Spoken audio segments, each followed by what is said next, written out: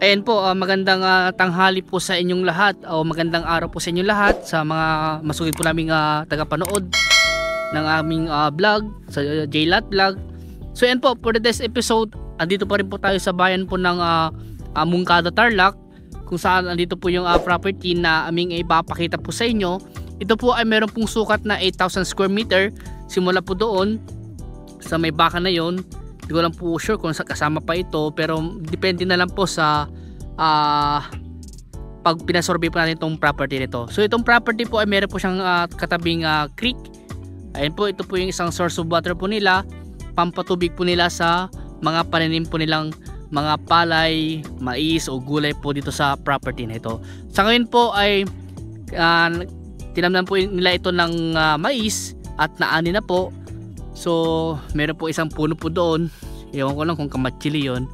At ito nga po ay tinatamnan po nila ito ng mga palay, mais, pwede rin po siguro sibuyas to o gulay. Ayan po, hanggang doon po yung property sa may likod po ng simbahan. Simbahan po kasi ito, itong harap po ng property.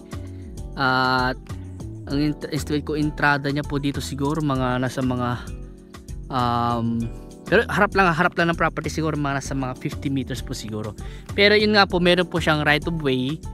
At ang sabi po sa amin, registered na po yung right of way. Ayon po sa source po namin, sila madam. At parang ang estimate ko siguro mga nasa 20 meters po yung kanyang layo sa barangay road. Ayun po, barangay road po yun. Ayan. Tapos yung daw po yung part po na yan, yung mga nakita yung mga motor dumadaan yan daw po ay provincial road. Ayon po sa source po namin. So dito po meron na pong power line dito. Pwede po tayong magpakabit dito. Meron din po internet connection sa part po na yan. Hindi ko lang po alam kung Converge o dito or PLDT po yan. At ang layo po niya sa National Highway o sa MacArthur Highway po, mga nasa 2 o 3 kilometro rin po. Sa town proper po, mga nasa mga 5 kilometers to 6 kilometers po siguro ang layo niya. Sa Maynila mga 3 oras o wala pa, baka mga 2 oras o 2.5 oras po siguro yung biyahe sa Maynila. Sa Baguio siguro mga 1.5 oras o baka wala pa. Ayan. So itong property po na ito ay yun nga po, agricultural lot po siya, rice field, rice land. At tapos lang po nilang mag-ani po ng mais. At hindi po nila tinamnan ng palay ngayon. Siguro after siguro ng palay, baka mais na naman siguro itanim nila dito. Yun nga po ang sabi ko sa inyo, itong property po nito ay ideal po siya sa farming.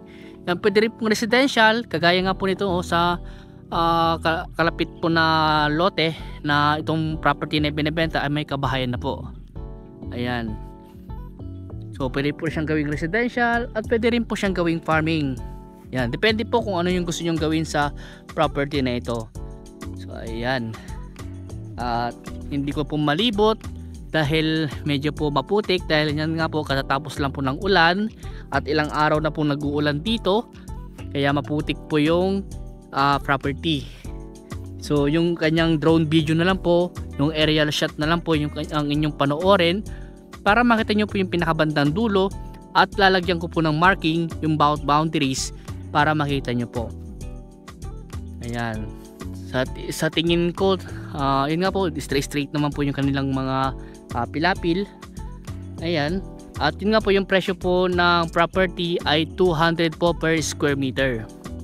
200 per square meter po.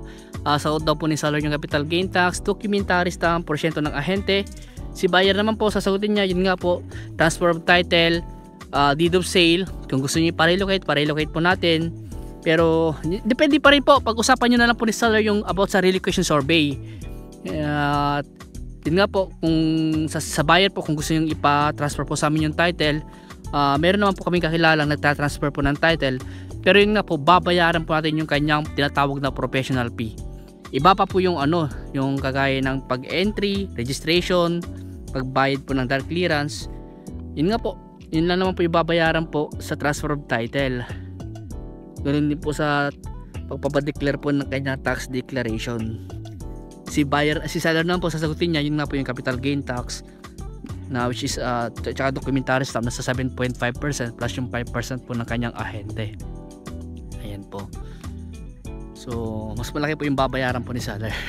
Unlike po kay buyer po na konti lang naman yan. Konti lang naman po yung transfer of title. Magkano lang naman po yun. Sa deed of sale meron naman po tayong attorney na mura naman po maningil. Nagbibigay naman po siya ng discount. At yun nga po, yung professional fee naman po ng tagalakad po namin ng title ay mahina lang po tayo ng discount kung sakali. Ayan. So kung may mga ibang katanungan pa po kayo regarding po sa property na ito na ibinebenta po namin, ayan, at kami po ay hindi po nakadirect sa mismong seller. Ito nga po ay meron po yung source sa property na ito. Ayan, sa halagang 200 per square meter, 8,000 square meter po yung kanyang area, at yung presyo nga po 200 per square meter nasa mga 1.6 ganun, 1.6 M. At 1.6 M ba yun? Tama ba? Pero yun, i-multiply nyo na lang po, i-compute nyo na lang po. At ito nga po ay tawag dito, kung may mga ibang katanungan po kayo regarding po sa property na ito, tumawag na lang po kayo sa akin. Naka-flash naman po sa screen yung aking number.